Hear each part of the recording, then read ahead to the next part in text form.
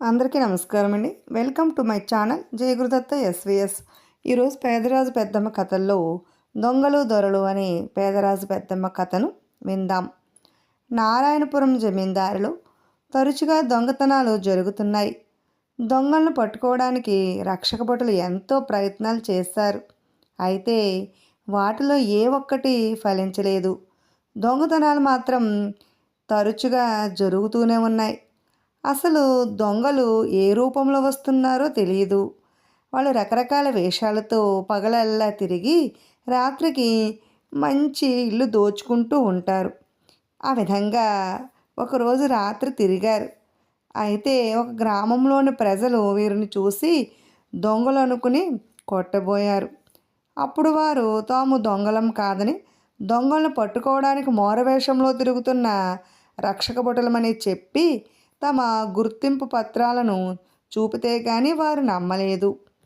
రక్షక భటాధికారి ఒకరోజు రక్షక భటులను పిలిచి, సీతానగరంలో ఈరోజు దొంగలు పడతారని తెలిసింది కాబట్టి మనం ఆ ప్రాంతంలో ఉంటే సరిపోతుంది. దొంగలు రక్షక భటులను చూసి రాకుండానే పోతారు కాబట్టి మనం దొంగల వేషంలో వెళ్తే వారిని తేలిగ్గా పట్టుకోవచ్చు అన్నాడు. దొంగల వేషంలో ఉన్న రక్షక భటులు ఆ రోజు రాత్రి సీతానగరం అంతా దొంగతనాల కోసం తిరిగారు. తెల్లవారుతూ ఉందనగా కొందరు రక్షక భటులు వారికి కనిపించారు. దొంగల వేషంలో ఉన్నవారు వారిని ఎవరైనా దొంగలు కనపడ్డారా అడిగారు. దానికి వారు లేదు, మేము కూడా వెతుకుతున్నాం అని వెళ్ళిపోయారు.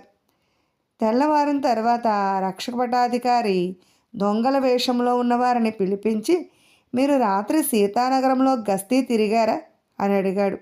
తిరిగాం ప్రభు, మాకు దొంగలు ఎవరూ కనబడలేదు, కానీ తెల్లవారుజామున కొందరు రక్షక భటులు కనిపించారు. వారిని కూడా అడిగాము, వారు కూడా దొంగలు రాలేదని చెప్పారు అన్నారు. రక్షక భటాధికారి తల పట్టుకుని, మీరు దొంగల వేషంలో వస్తే దొంగలు మీ వేషంలో వెళ్ళి దోచుకున్నారు. వారు నిజంగా రక్షభటులైతే మిమ్మల్ని పట్టుకునేవారే కదా. నిన్న నేను మిమ్మల్ని తప్ప వేరే ఎవరిని సీతానగరంలో గస్తీకి పంపలేదు అన్నాడు. పై వేషాలు వేసినప్పటికీ వారి స్వభావాల్లో మార్పు లేకపోవడంతో రక్షక భటులకు దొంగలు దొరక్క తప్పించుకోగలిగారు అన్నాడు రక్షక భటాధికారి.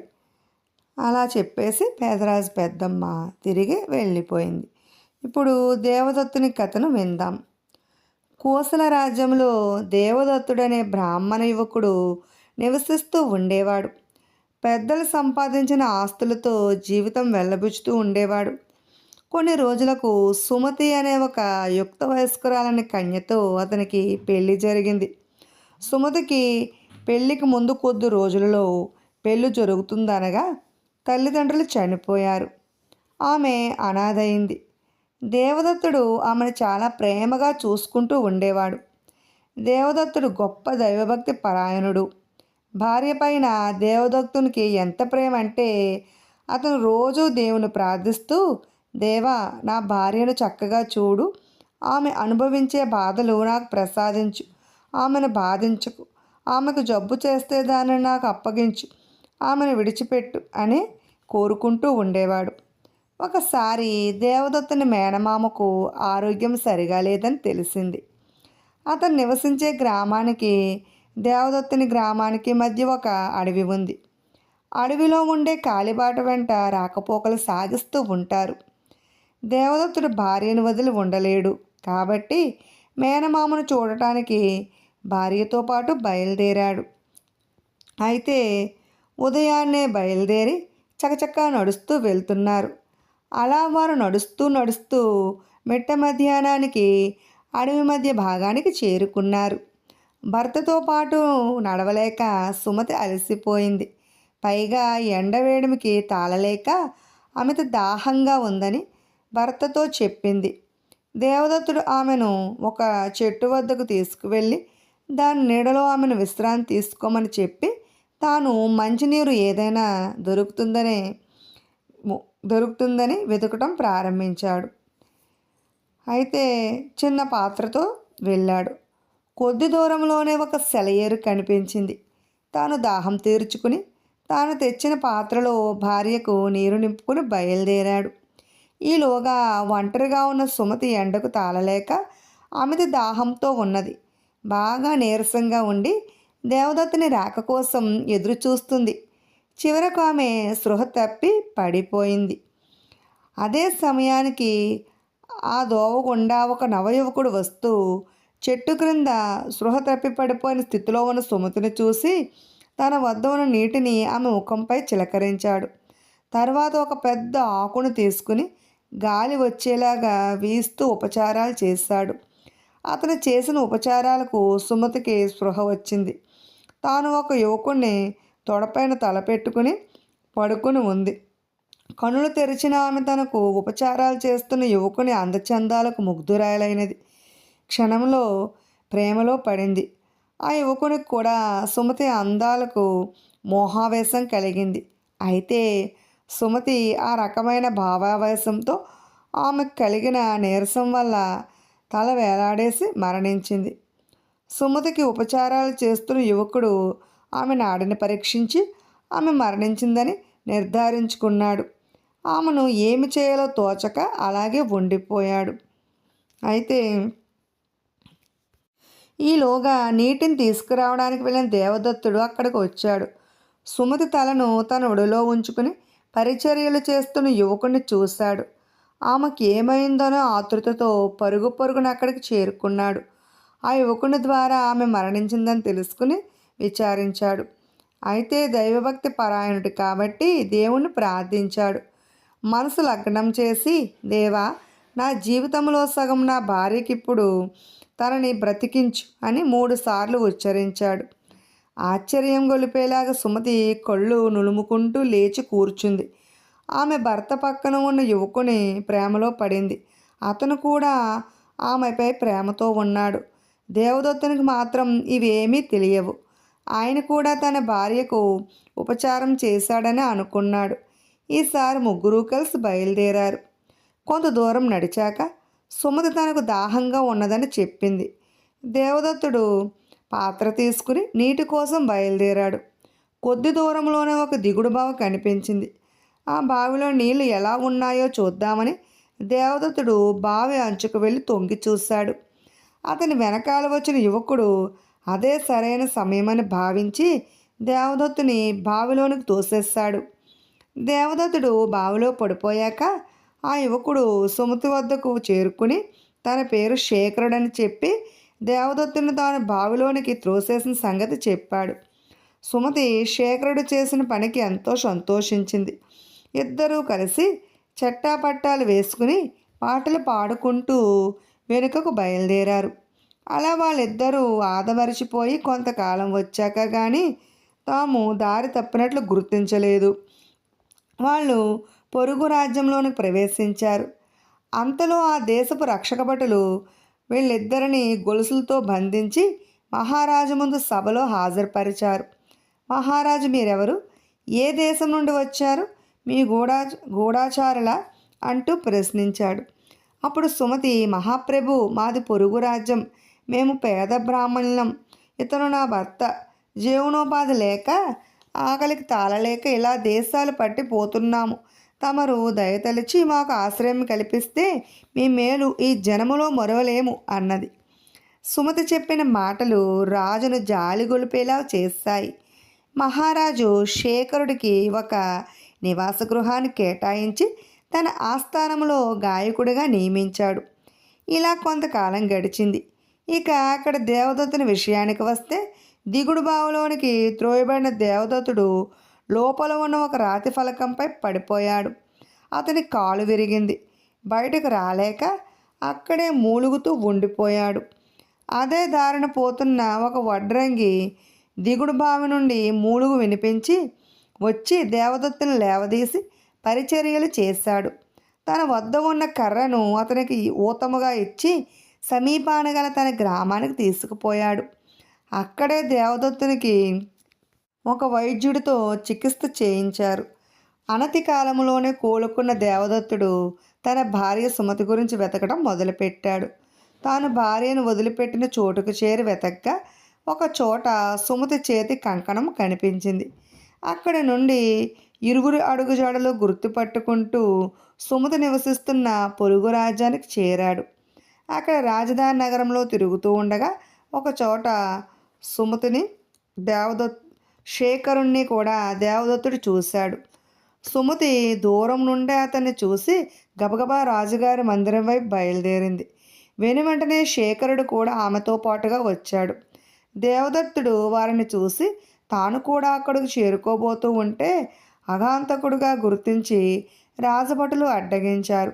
రాజుగారి వద్దకు వెళ్ళిన సుమతి మహారాజుతో, మహారాజా, ఎవరో ఒక వ్యక్తి వచ్చి నా ప్రాణాలు తీస్తానని బెదిరిస్తూ ఉన్నాడు అన్నది. మహారాజు ఆమెను ఊరడిస్తూ ఎక్కడున్నాడు అని అడిగాడు. మహారాజా, తమ మందిరం వెలుపల ఉన్నాడు అన్నది. మహారాజు భటులతో, ఈమె చెప్పిన ఆగంతుకుడికి మరణశిక్ష విధిస్తున్నాను, రేపు సభకు తీసుకురండి, అతని ఆఖరి కోరిక ఏమిటో అడిగి శిక్ష అమలు చేయండి అన్నాడు. దేవదత్తుని బంధించి ఆ మరణాడు అతనికి ఉరిశిక్ష అమలు చేసేందుకు నిర్ణయించారు భటులు. మరణాడు ఉరిశిక్ష పడిన దేవదత్తుని రాజసభకు తీసుకువచ్చారు. మహారాజు అతనితో, ఏమోయి, నీకు ఉరిశిక్ష విధిస్తున్నాం, నీ ఆఖరి కోరిక ఏమిటో చెప్పుకో అన్నాడు. దేవదత్తుడు, మహారాజా, నా గురించి ఏమీ తెలుసుకోకుండానే, నేను ఏ నేరం చేయకుండానే ఉరి తీసేస్తున్నారెందుకు అని అడిగాడు. మహారాజు, నువ్వు సుమతిని, ఆమె భర్తను హతమార్చేందుకు ప్రయత్నిస్తున్నావని నీ మీద అభియోగం మోపబడింది. దానిని రుజువు చేస్తున్నట్లుగానే నువ్వు వారిని తరుముకుంటూ రాజభవనం వద్దకు వచ్చి భటుల చేతికి చిక్కావు కదా, ఇంకా వేరే విచారణ జరపాలా అన్నాడు. దానికి దేవదత్తుడు, మహారాజా, సుమతి నా భార్య, గత 10 సంవత్సరాలుగా మేమిద్దరూ కలిసి కాపురం చేశాము. అంతకుముందు మా పెళ్ళి జరిగింది. అంతేకాదు, మేము అడవిలో వస్తూ ఉండగా ఒకసారి ఆమె మరణించింది. అప్పుడే నేను దేవుని ప్రార్థించాను. దానితో ఆమె మరలా పునర్జీవితురాలైనది. ఆ తర్వాత విధివశాత్తు మేము విడిపోయాము అన్నాడు. మహారాజుకి ఇదంతా కట్టుకథలా తోచింది. నువ్వు చెప్పే మాటలు నమ్మదగినగా లేవు, దీనిని రుజువు చేయగలవా అన్నాడు. అంతేకాక దేవదత్తుని పిచ్చివాడుగా జమకట్టాడు. దేవదత్తుడు, మహారాజా, అంతా భగవంతుడు చూసుకుంటాడు. మీరు సుమతితో నేను నా జీవితాన్ని నా భర్తకు తిరిగిస్తున్నాను. ఓ దేవా, నన్ను అనుగ్రహించు అని ప్రార్థించమని చెప్పండి. నేను ఆమెను ప్రేమిస్తున్నది నిజమైన భర్తనో కాదో తెలుస్తుంది అన్నాడు. మహారాజుకు ఆ ప్రార్థనలో ఏముంటుంది, ఆమె భర్తకు కాక జీవితాన్ని ఎవరికిస్తారు అనుకుని సుమతిని ఆ విధంగానే ప్రార్థించి చూడు, దానివల్ల ఇబ్బంది ఏముంది, నువ్వేమీ అసత్యం ఆడటం లేదు కదా అన్నాడు. సుమతి సరేనని అదేవిధంగా ప్రార్థించింది. సభ అంతా ఆశ్చర్యపోయేలాగా సుమతి దబ్బుమని నేలపై పడిపోయింది. రాజవైద్యుడు ఆమెను పరీక్షించి ఆమె మరణించిందని చెప్పాడు. మహారాజుకు విషయం అర్థమైనది. శేఖరుని తక్షణం బంధించమని చెప్పి దేవదత్తుని ఉరిశిక్ష నుంచి తప్పించాడు. దేవదత్తుడు అదే రాజ్యంలో మరొక స్త్రీని పెళ్లి చేసుకుని మహారాజు వద్ద శేఖరుని ఆస్థానంలో గాయకునిలాగా నియమితుడయ్యాడు. ఇప్పుడు భల్లూక మాంత్రికుడు అనే మరో చక్కని పెదరాజు పెద్దమ్మ కథను విందాం. విదర్భ రాజ్యాన్ని ఒకానొకప్పుడు మాధవసింహుడు రాజుగా పరిపాలిస్తూ ఉండేవాడు. అతని కుమార్తె కళావతి అతిలోక సౌందర్యవతి. ఆమె సౌందర్యాన్ని గురించి దేశాల రాజకుమారులు, ప్రజలు గొప్పగా చెప్పుకునేవారు. ఆమెకు యుక్త వయసు వచ్చిన తర్వాత రాజుకు ఆమెకు పెళ్లి చేయాలని ఆమెకు స్వయంవరాన్ని ప్రకటించాడు. వివిధ దేశాల రాజులు మాధవసింహుని ఆహ్వానించి మేరకు విదర్భకు ప్రయాణమయ్యాడు. విదర్భ రాజ్యానికి ఉత్తర దిక్కున గొప్ప అడవులు, పర్వతాలు ఉన్నాయి. అటువైపు వెళ్ళిన వారు ప్రాణాలతో తిరిగి రావటం కష్టమని విదర్భ ప్రజల నమ్మకం. అందుకు కారణం కూడా ఉంది. అక్కడ ఉన్న అడవిలో ఒక కొండ గుహలో భల్లూక మాంత్రికుడు ఉన్నాడు. వాడు తన మాయలను ఉపయోగించి అక్కడికి చేరిన బాటసారులను ఇబ్బంది పెట్టి చివరికి చంపేవాడు. వాడు క్రూరుడు. భల్లూక మాంత్రికుడు అప్పుడప్పుడు విదర్భరాజ్యానికి కూడా వస్తూ ఉండేవాడు. అయితే అలా వచ్చినప్పుడు ప్రజలను ఏమీ చేయకుండా తన పని తాను చూసుకుని వెళ్ళిపోయేవాడు. వాడి ఆకారం కూడా భయంకరంగా ఉండేది. పెద్ద పెద్ద కళ్ళు, జడలు కట్టిన జుట్టు, పైగా గూను కూడా ఒకటి, చేతిలో ఒక కర్ర, అది మంత్రదండమేమో. వాడిని చూస్తేనే విదర్భరాజ ప్రజలు భయపడిపోతూ ఉండేవారు. వాడు అడిగినవి ఇచ్చేవారు. ఊహ తెలిసిన పిల్లలైతే వాడు వస్తున్నాడని చెబితే చాలు, ఎంత అల్లరి చేసేవారైనా కుక్కిన పేనులాగా ఉండిపోతారు. విదర్భ రాజకుమార్తె కళావతి స్వయంవరం ప్రకటనలు వాడవాడలా ప్రకటించబడ్డాయి. సరిగ్గా అదే సమయంలో అడవి నుండి భల్లూక మాంత్రికుడు విదర్భ రాజ్యానికి వచ్చాడు. అక్కడి ప్రజలందరూ కళావతి అందచందాల గురించి చెప్పుకుంటూ ఉంటుంటే ఒకసారి ఆమెను చూస్తే బాగుంటుందని భల్లూక మాంత్రికుడు అనుకున్నాడు. రహస్యంగా ఎవరికీ కనబడకుండా వెళ్ళి అంతఃపురంలోని ఉద్యానవనంలో ఒక పొదచోటన దాక్కున్నాడు.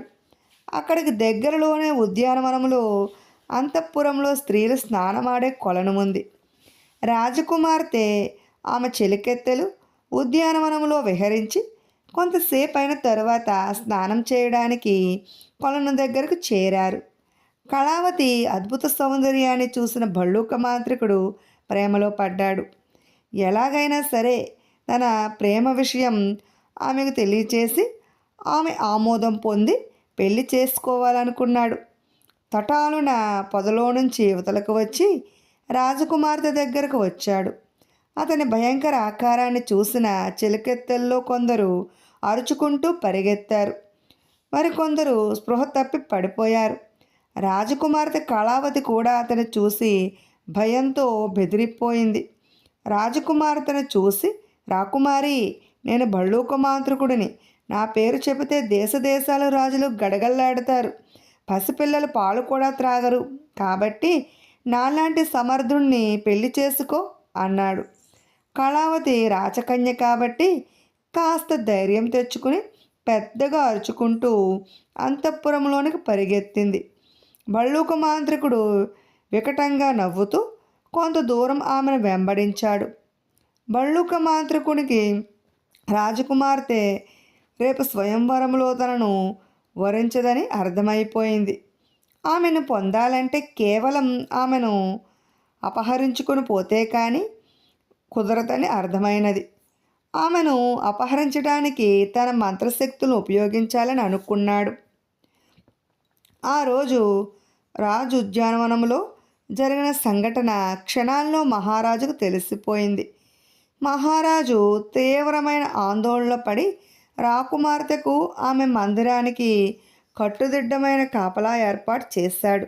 అంతేకాక కోట లోపలకు ప్రవేశించేందుకు కూడా వీలు లేకుండా కాపలా అధికం చేశాడు. స్వయంవరం కోసం వచ్చిన రాకుమారులో ఒక యువకుడు మహారాజును కలిసి తాను స్వయంగా కోట చుట్టూ ఉన్న కాపలాను కాపాడుతానని చెప్పాడు.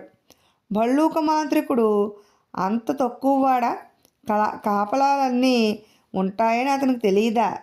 తనకు తెలిసిన మంత్ర విద్యతో అతను రాజకుమారి గుర్రాలలో బలిష్టమైన గుర్రాన్ని ఒక దానిని ఎంచుకుని దానిలో ప్రవేశించి మిగిలిన గుర్రాలతో పాటుగా వాటితో కలిసిపోయాడు.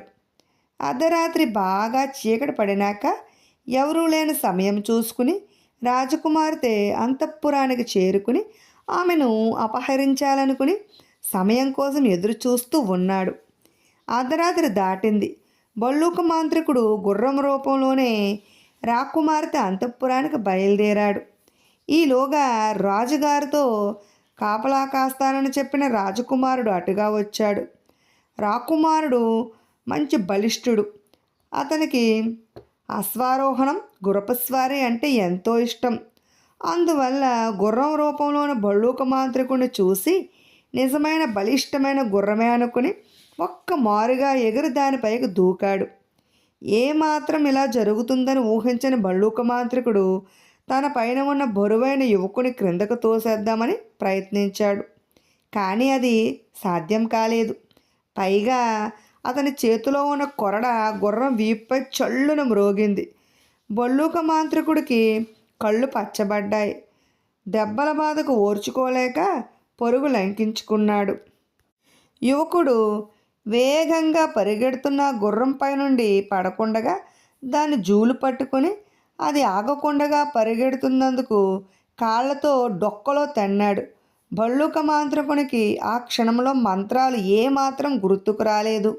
ప్రాణభయం కొద్దీ యువకుని క్రిందకు పడేయాలని మరింత వేగంగా పరుగు తీస్తున్నాడు.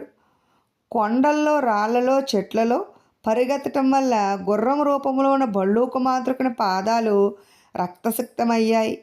పాదాల్లో ముళ్ళు గుచ్చుకున్నాయి. అవేవీ తీసుకునే వీలు లేదు. ఇంకా వేగంగా పరిగెడితే తనడం ఆపుతాడేమోనని మరింత వేగంగా పరుగులు తీస్తున్నాడు. గుర్రం పైన యువకుడికి మాత్రం గుర్రం తన మాట వినకుండగా అంత వేగంగా పరుగులు తీయటంతో మరింత కోపం వచ్చింది. ఒక్క చేత్తో గుర్రం జూలు పట్టుకుని మరొక చేత్తో కొరడాతో 2 దెబ్బలు వేశాడు. భల్లూక మాంత్రికుడికి తన శరీరాన్ని కత్తితో కోసినంత బాధ కలిగింది. అలా వేగంగా పోతుండగానే యువకుడికి ఈ గుర్రాన్ని ఆపడం నా వల్ల కాదు అనుకుని దగ్గరగా ఒక చెట్టు కొమ్మకు వస్తూ ఉంటే ఎగిరి దాన్ని అందుకున్నాడు. గుర్రం మాత్రం వేగాన్ని అదుపు చేసుకోలేక నోటి వెంట వస్తున్న నురగలతో అలా పరుగులు తీస్తూనే ఉంది. అయితే ఆ మార్గం ప్రమాదకరమైంది. కొండలు, గుట్టలు, లోయలు ఉన్నాయి. సరిగ్గా గుర్రం వెళ్ళే మార్గంలో ముందు పెద్ద లోయ ఉంది. గుర్రం రూపంలోని భల్లూక మాంత్రికుడు గుర్రాన్ని అదుపులోకి ఉంచుకోలేక అలా పరిగెడుతూ చివరకు లోయలో పడిపోయాడు. ఆనాటి నుండి భల్లూక మాంత్రికుని పీడ విరగడయింది. విషయం తెలుసుకున్న మహారాజు భల్లూక మాంత్రికుణ్ణి అంతం చేసిన యువకుడికి రాజకుమార్తెనిచ్చి పెళ్లి చేశాడు. ఇప్పుడు అదృష్టమనే మరో పేదరాజు పెద్దమ్మ కథను విందాం. సౌభద్ర రాజ్యాన్ని గౌరవుడనే రాజు పాలించేవాడు. ఆయన ఆ చుట్టుప్రక్కల రాజ్యాలన్నింటిలోకి శక్తివంతుడు. గౌరవ మహారాజుకు చాలా కాలం వరకు సంతానం కలగలేదు. ఎన్నో పూజలు, వ్రతాలు చేసిన తరువాత వారికి ఒక ఆడపిల్ల జన్మించింది. ఆమెను అల్లారు ముద్దుగా పెంచుకోసాగారు. గౌరవ మహారాజు గొప్ప పరిపాలనా దక్షకుడు. ప్రజలను కన్నబిడ్డల్లా ప్రేమించేవాడు. లేక కలిగిన శిశువును అతిగారాభంగా పెంచుకుంటూ సుమతి అని పేరు పెట్టాడు. సుమతికి 5 సంవత్సరాలు గడిచిన తరువాత ఒంటిపైన పులిపెరులు లేచాయి. అవి ఎంతకు తగ్గలేకపోగా వరసపెట్టి ముఖము, కాళ్ళు, చేతులకు కూడా వచ్చాయి. సుమతి అందవిహీనంగా కనబడుతుంది. మహారాజు ఆస్థాన వైద్యులను పిలిపించి చికిత్స చేయించాడు. అయినా సరే ఫలితం ఏమాత్రం కనిపించలేదు. అంతేకాక మరికొన్ని వచ్చాయి. మహారాజుకు దిగులు పట్టుకుంది. దేశాల్లో చాటించాడు. తన కుమార్తెకు వచ్చిన జబ్బు తగ్గించిన వారికి 1000 బంగారు నాణాలు బహుకరిస్తానని ప్రకటించాడు. ఎన్నో దేశాల నుండి ఎందరో ఘనవైద్యులు వచ్చి ప్రయత్నించి విఫలరయ్యారు. అలా కాలం గడుస్తూ చివరికి సుమతి యుక్త వయస్కురాలైనది. ఇప్పుడు ఆమెకు పెళ్లి చేయటం కూడా సమస్య అయి కూర్చుంది. ఆస్థాన జ్యోతిష్కులు మహారాజుతో, మహారాజా, ఏమీ అనుకోవద్దు. మన రాకుమార్తె విధంగా రాజ్యంలో ఉండటం రాజ్యానికి అరిష్టం. ఇది మా మాట కాదు, శాస్త్రాలు అలా ఘోషిస్తున్నాయి. వీలైనంత తొందరగా మన రాకుమార్తెకు పెళ్లి చేసి రాజ్యం నుండి దూరంగా పంపించండి అన్నాడు. జ్యోతిష్కులు చెప్పిన మాటలు మహారాజును మరింత కలవరపెట్టాయి. రాకుమార్తెకు పెళ్లి చేసి అల్లుని ఇల్లరకం తెచ్చుకోవాలని ఆయన ఆశ. అయితే ఏదైనా భగవంతుందే భారం అంటూ పెళ్లి ప్రయత్నాన్ని మొదలుపెట్టారు. అయినా అందవిహీనంగా ఉన్న వ్యక్తిని పెళ్ళాడడానికి ఎవరు ముందుకు వస్తారు? వివిధ దేశాల రాకుమారులు ఆమె చిత్రపటాన్ని, ఆమె కొరకు చేసిన ప్రతిపాదనలను తిరస్కరించారు. మరి కొందరు ఆ విధంగా పెళ్లి చేసుకోమని అనాకారిని చూపించడం తమకు అవమానం వచ్చినట్లుగా భావించారు. చివరికి ఏ ఒక్కరూ ముందుకు రాకపోయేసరికి మహారాజు దిగులు మరింత ఎక్కువైసాగింది. ఒక ప్రక్క ఆస్థాన జ్యోతిష్కులు రాకుమార్తె పెళ్లి విషయం, రాజ్య బహిష్కరణ విషయం మహారాజు వద్ద ప్రస్తావించి ఒత్తిడి తీసుకువస్తున్నారు. చివరికి మహారాజు ఒక నిర్ణయానికి వచ్చి, ఎవరైతే నా కుమార్తెను పెళ్లి చేసుకుని దేశాంతరం వెళ్తారో వారికి 10,000 బంగారు నాణాలు ఇస్తాను అన్నాడు. అయినా సరే చూస్తూ చూస్తూ అందవికారిని ఎవరు పెళ్లి చేసుకుంటారు? రాజు నిరాశపడుతూ ఉండేవాడు. కొన్ని రోజులు గడిచిపోయాక ఒకనాడు ఒక గుడ్డి భిక్షగాడు మహారాజును కలిసి తాను రాకుమార్తెను పెళ్లి చేసుకోగోరుతున్నానని తెలియజేయాలనుకున్నాడు. రాజభటులు అతను లోనకి వెళ్ళనివ్వలేదు. అప్పుడు రాజభటులకు అతనికి వాగ్వివాదం జరిగింది. ఈ గొడవ ఏమిటో చూద్దామని మహారాజు అక్కడికి వచ్చాడు. అప్పుడు మహారాజుకు నమస్కరించి, గుడ్డివాడు, మహారాజా, నేను తమ కుమార్తెను పెళ్లి చేసుకునేందుకు తర్వాత దేశాంతరం వెళ్ళి తీసుకుపోయేందుకు సిద్ధంగా ఉన్నాను అన్నాడు. మహారాజు, నీ పేరేమిటి? నీవు యువకుడివే కానీ గుడ్డివాడివి కదా, మరి రాకుమార్తెను ఎలా చూసుకోగలవు? నీ అవసరాలు నువ్వు చూసుకోవడానికి కూడా కష్టమే కదా అన్నాడు. మహారాజా, నా పేరు విశ్వాక్షుడు. నేను గుడ్డివాడినైనా నాకు ఒక మిత్రుడున్నాడు. ప్రస్తుతం అతనే నాకు చేదోడు వాదోడుగా ఉంటున్నాడు. నేను భిక్షమెత్తుకుని తీసుకువచ్చిన దాన్ని ఇద్దరూ సమానంగా తీసుకుంటాము. అతను కుంటివాడు, గూనివాడు అన్నాడు విశ్వాక్షుడు. మహారాజుకు చూస్తూ చూస్తూ ఒక గుడ్డి భిక్షగాడికి తన కుమార్తెనిచ్చి పెళ్లి చేయడమా అనిపించింది. కానీ అందవికారి అయిన సుమతిని పెళ్లి చేసుకునేందుకు ఎవరూ రాలేదాయే. అయినా తప్పనిసరి పరిస్థితుల్లో సుమతిని రాజ్యబహిష్కరణ చేయాలి.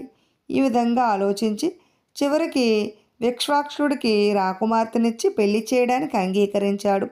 మహారాజు సుమతికి పెళ్లి చేసి విశ్వాక్షుడికి చెప్పిన విధంగా 10,000 బంగారు నాణాలను ఇచ్చి సుమతికి బహుమానంగా 2 గుర్రాలను, ఒక ఏనుగునిచ్చి పంపాడు.